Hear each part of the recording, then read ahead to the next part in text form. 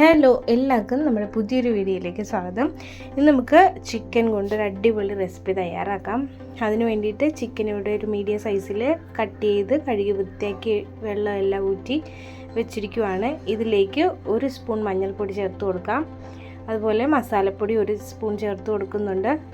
ചിക്കൻ്റെ അളവനുസരിച്ചിട്ട് പൊടികൾക്കൊക്കെ അളവ് കൂട്ടി കുറയ്ക്കുകയൊക്കെ ചെയ്യാവുന്നതാണ്.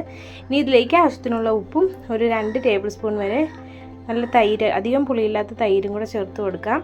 ഇനി ഇതിലേക്ക് ആവശ്യമായിട്ടുള്ളത് ഇഞ്ചി, വെളുത്തുള്ളി, മല്ലിയില, പുതിനയില, ഒരു പച്ചമുളക്. ഇതിലേക്കിനി പെരിഞ്ജീരകം 1 സ്പൂൺ ചേർത്ത് കൊടുത്തിട്ട് നന്നായിട്ടൊന്ന് അരച്ചെടുക്കാം. ഇനി ഇതിലേക്ക് ഒഴിച്ച് കൊടുത്തിട്ട് നല്ലവണ്ണം ഒന്ന് മിക്സ് ചെയ്തെടുക്കാം. ഇനി 1 സ്പൂൺ കുരുമുളക് പൊടി കൂടെ ചേർത്ത് കൊടുക്കാവുന്നതാണ്. ഇതിനി 1 മണിക്കൂർ വരെ റെസ്റ്റ് ചെയ്യാൻ വേണ്ടിയിട്ട് മാറ്റി വയ്ക്കാം. ഫ്രിഡ്ജിലോട്ട് വെച്ചാൽ അത്രയും നല്ലതാണ്. 1 മണിക്കൂറിന് ശേഷം പാൻ വെച്ച് വളരെ കുറച്ച് ഓയിൽ ഒഴിച്ച് കൊടുത്തിട്ട് ജസ്റ്റ് ഒന്ന് നമുക്കൊന്ന് 2 സൈഡും ഒന്ന് ഫ്രൈ ചെയ്തെടുക്കാം. ഒത്തിരി ഫ്രൈ ആക്കി കളയണ്ട. അങ്ങനെ ഞാനിപ്പോൾ ഇത് ഓരോന്നായിട്ട് വെച്ച് കൊടുത്തിട്ട് ഒരു സൈഡ് ആയതിന് ശേഷം മറിച്ചിട്ട് കൊടുക്കുന്നുണ്ട്. ഇതുപോലെ ഒന്ന് ഫ്രൈ ആയി കിട്ടിയാൽ മാത്രം മതി. അങ്ങനെ ഞാനിപ്പോൾ 2 പ്രാവശ്യമായിട്ടാണ് ചിക്കൻ ഫ്രൈ ചെയ്തെടുത്തിട്ടുള്ളത്. ഇതിപ്പോൾ ഇനി 2 സൈഡും ആയതിന് ശേഷം നമുക്ക് കോരി മാറ്റാവുന്നതാണ്. ഇനി ബാക്കിയുള്ളതും ഇതുപോലെ തന്നെ ജസ്റ്റ് 2 സൈഡും ഒന്ന് ഫ്രൈ ചെയ്തെടുക്കാം.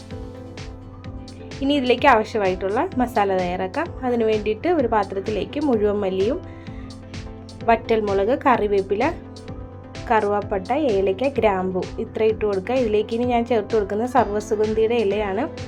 നിങ്ങൾക്ക് ഉണ്ടെങ്കിൽ മാത്രം ചേർത്ത് കൊടുക്കുക. ഇത്രയൊന്ന് ചൂടാക്കിയതിന് ശേഷം ഒന്ന് പൊടിച്ചെടുക്കാം.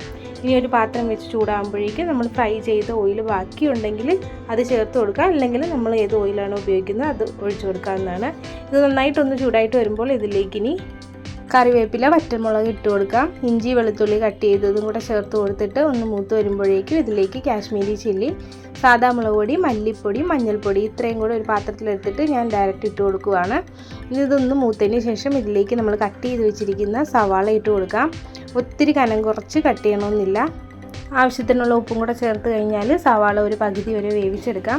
ഇതിപ്പോൾ പകുതി വെന്ത് വന്നിട്ടുണ്ട്. ഇതിലേക്ക് നമ്മൾ ജസ്റ്റ് ഒന്ന് ഫ്രൈ ചെയ്ത് വെച്ചിരിക്കുന്ന ചിക്കനും കൂടെ ഇട്ട് കൊടുത്തിട്ട് നന്നായിട്ടൊന്ന് മിക്സ്. ഇതിലേക്ക് ഇനി വളരെ കുറച്ച് വെള്ളം ഒഴിച്ച് കൊടുത്തിട്ട് ഇത് മൂടി വെച്ച് ബാക്കി ചിക്കനും സവാളയൊക്കെ കൂടെ നമുക്കൊന്ന് വേവിച്ചെടുക്കാം.